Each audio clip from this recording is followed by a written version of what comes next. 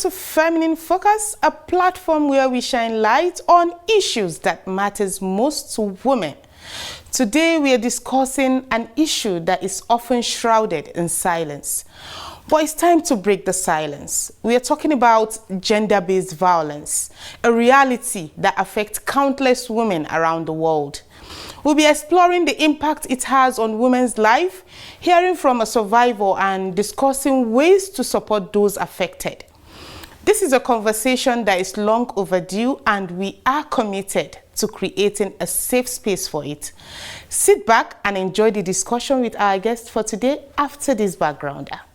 Gender-based violence is a pervasive issue that affects women worldwide. It's a violation of human rights, a threat to women's health, and a barrier to equality. The National Human Rights Commission estimates that 1 in 3 women globally have experienced physical or sexual violence, often at the hands of an intimate partner. The impact of gender-based violence is far-reaching. Survivors may experience physical injuries, mental health problems, and emotional trauma. It can also affect their ability to work, study, and participate in their communities. The ripple effects can be felt by families, friends, and entire societies. But gender-based violence is not just a personal issue. It is a societal problem. It perpetuates inequality, reinforces harmful gender stereotypes, and undermines efforts to achieve sustainable development. It is a complex issue that requires a comprehensive response involving governments, communities, and individuals. Today, as we explore this critical issue, we will hear from a survivor and from other women. We will discuss the ways in which gender-based violence affects women and what we can do to support those affected and work towards a world where women can live free from violence.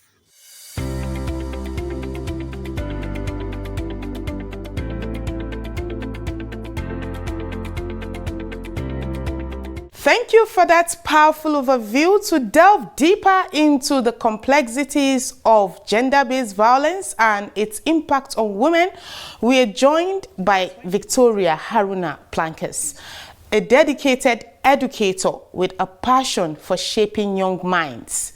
With almost a decade of experience at Green Vineyard Academy, inspiring students to reach their full potentials.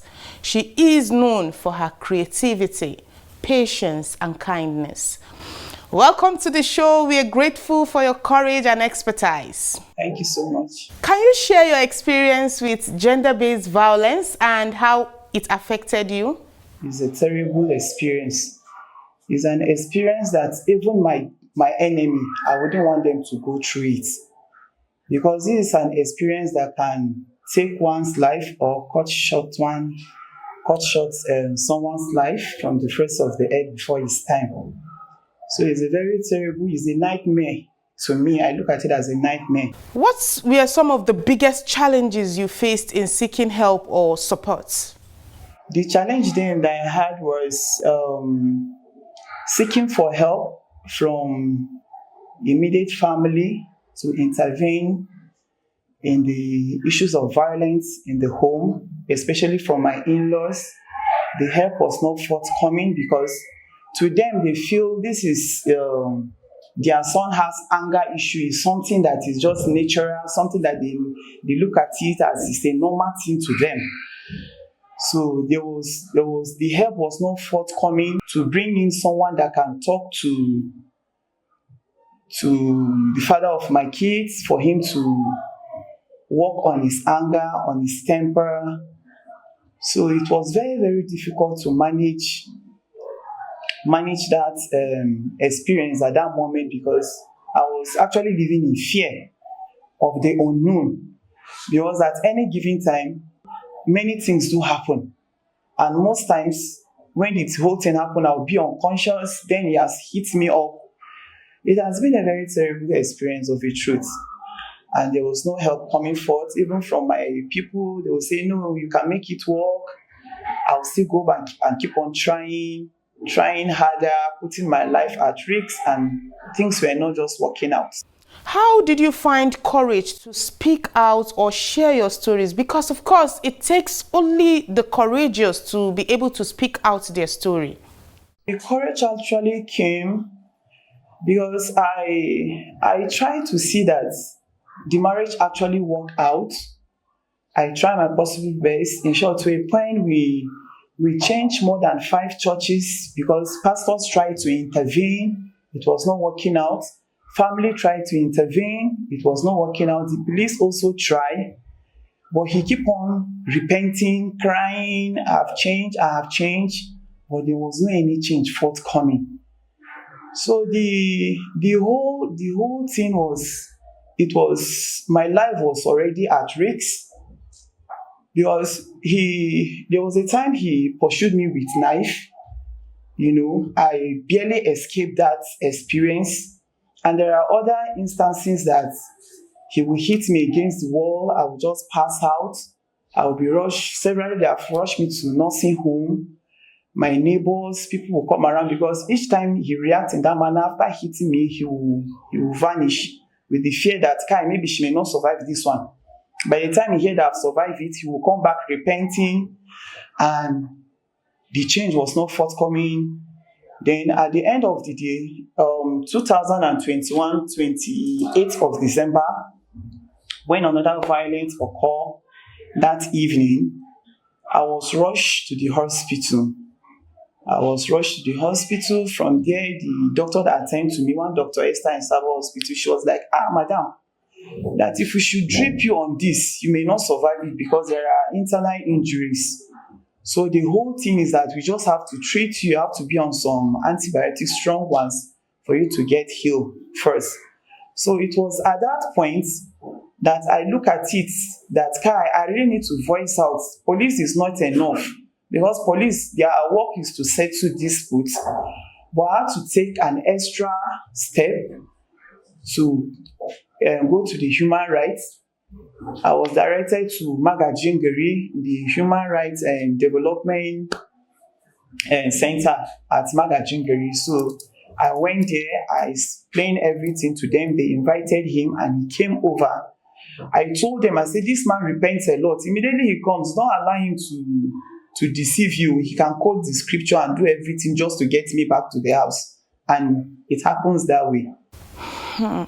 So how did you cope with the trauma and aftermath of this situation? It was just God all through. It was not by my power. It was just God all through. What actually made me to cope to that extent, because by God's grace, I stayed in that marriage for over 18 years. The whole crisis started when I was pregnant with my first daughter, when I was 7 months pregnant. That was the first hit that he hit me. So after everything, he repented because I was like, he cried and cried. He repented. So when I now got pregnant to the second child, at 8 months, he gave me headbutt and I slumped. They rushed me to nursing home. After then, I refused to take him for almost 7 to 8 years. So they had to call family members. They begged me I should take him. So me too, I pleaded I want to go back to school, because I dropped out of school just because of the marriage. So the condition was for me to get pregnant again before I'll be allowed to go to school. So I had to endure that. I now took in for the third child. I was able to go for my NCE. So I finished, my result came out well. So I pleaded again because during that period, since he was the one that pleaded for that child, I was able to experience that, enjoying that pregnancy all through, not like the other 2 kids. So the fourth time that, when I was done with my NCE, I pleaded to go for my degree program. And there was another condition attached with it. I have to give birth to another child. That was when I had to endure again and give birth to the fourth child, so that I will be able to at least achieve something out of the marriage, since I actually dropped out of school because of the marriage. And the experience all through that period was not palatable at all, especially for the fourth child. I passed through a lot when it comes to life threatening, the beating, the hitting, and so many things. There's a stone there.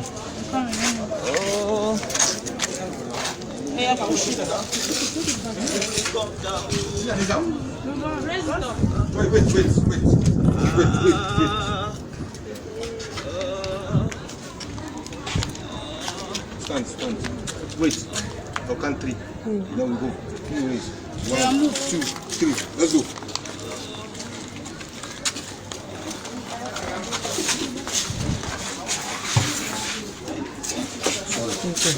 Sorry.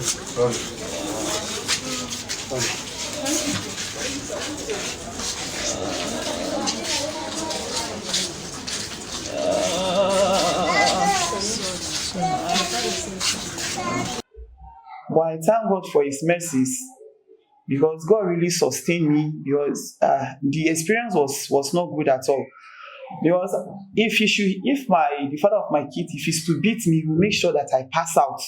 That is when fear will grip him, and that is when he will run, thinking that maybe all hope is lost. But God always come true for me. Wow, this is serious. But then, how has your experience impacted your life, your relationship, or even your career?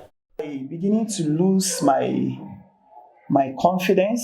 I'm beginning to lose my self-esteem. I live in fear.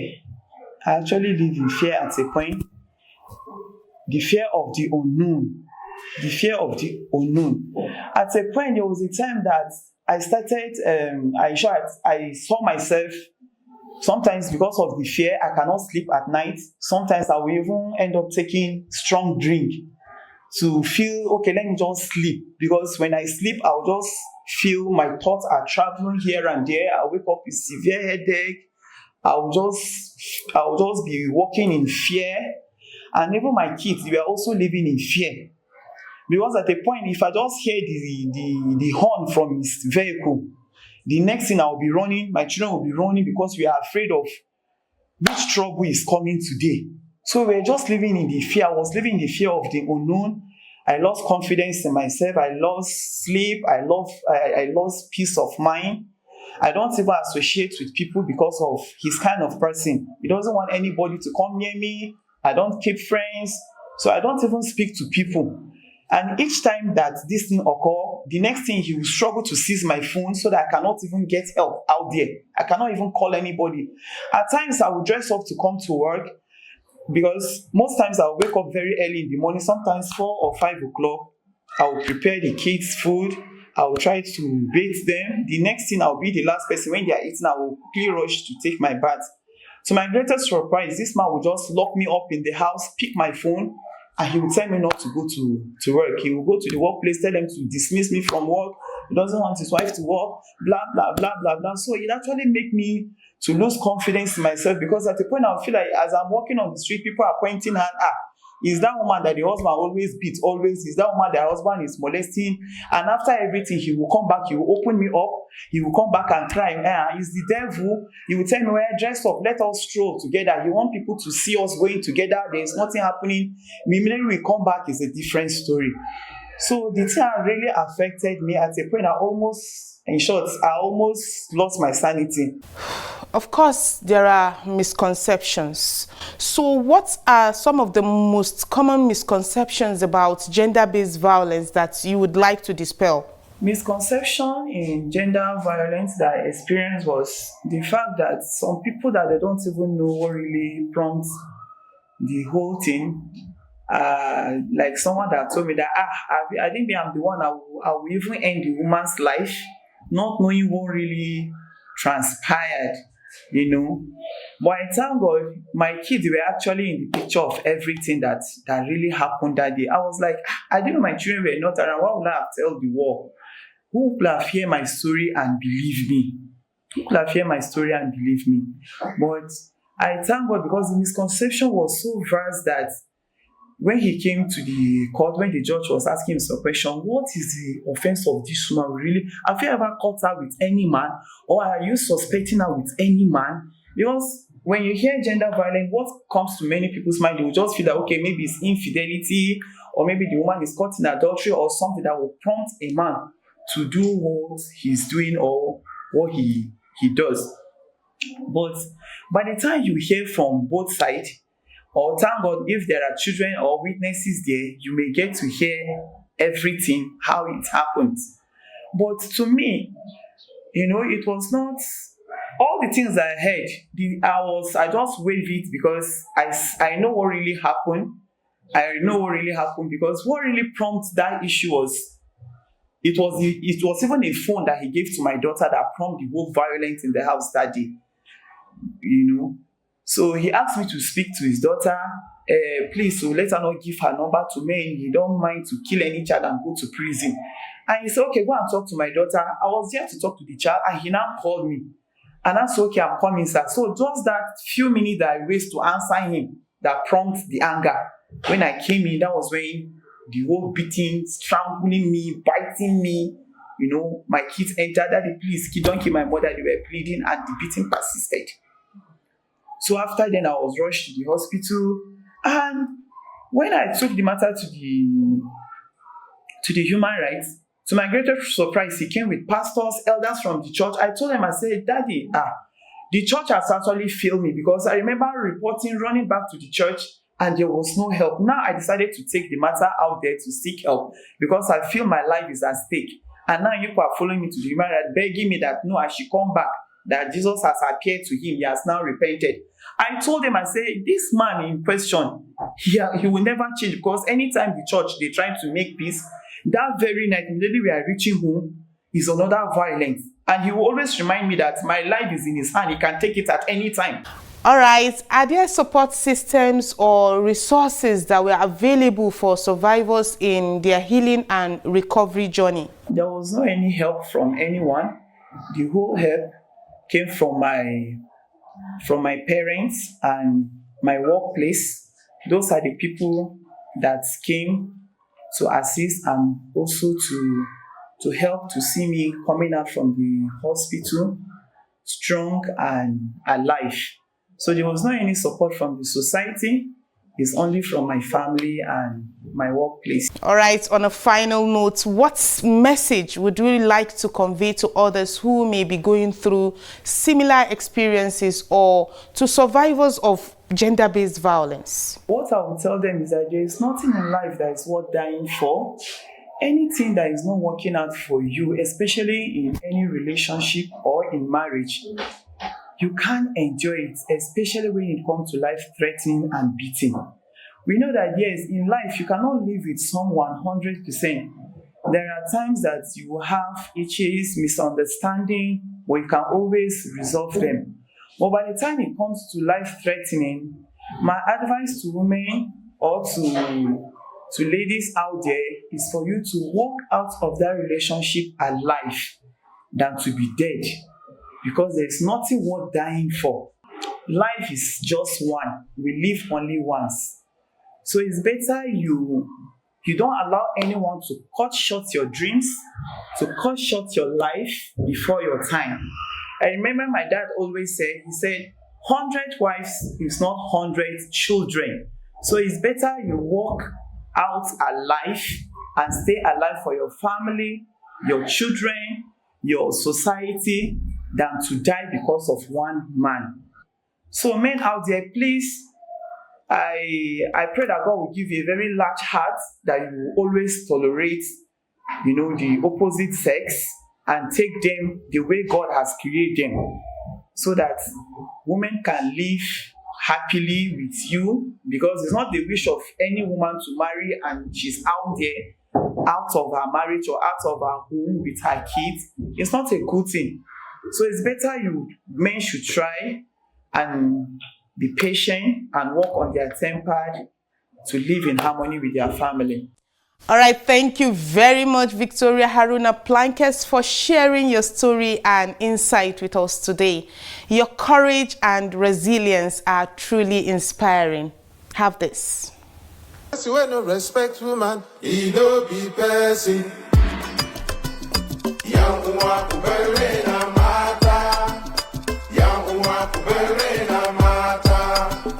Mata,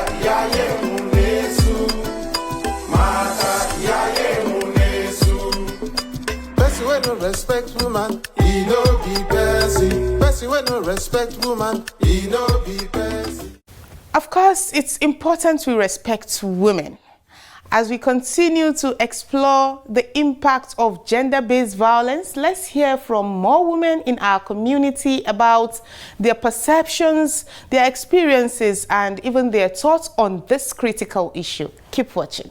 For me, it's very inhuman to be found guilty or to be found wanting in such acts. How do you go from marrying someone that you say you love and then you torture the person tomorrow? It's inhuman. It's against every religion. It's against humanity as a whole. They should be able to orientate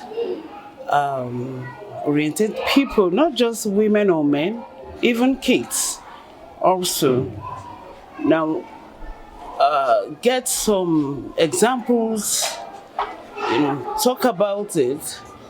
Let children, even mothers or fathers, to get to know much more about it.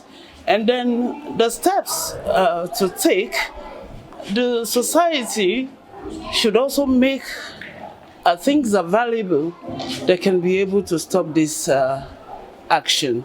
And then we'll see in our country that some of the laws that are being taken are not properly taken care of.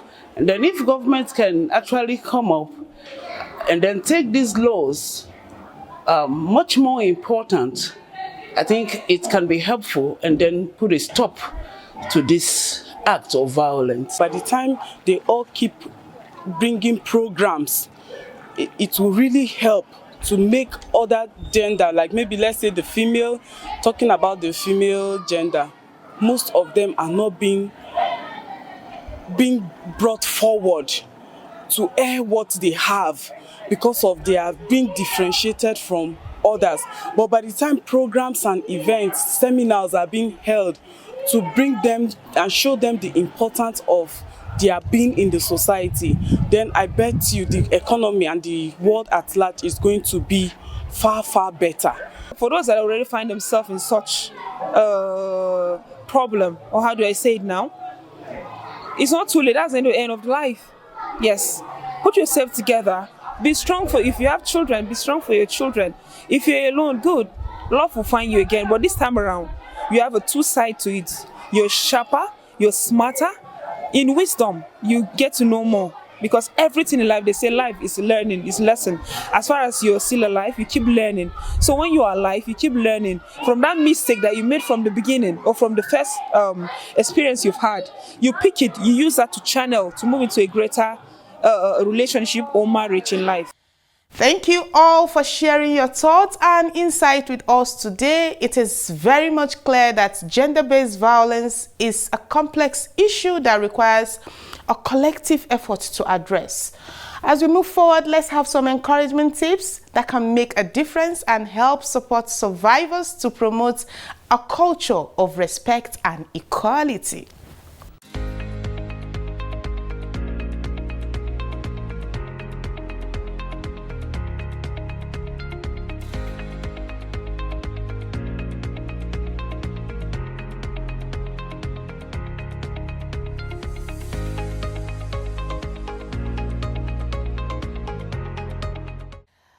As we come to the end of the program today, let us remember that change begins with us.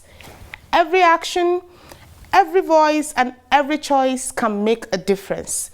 Let's stand together and support one another and work towards a world where women can live free from violence.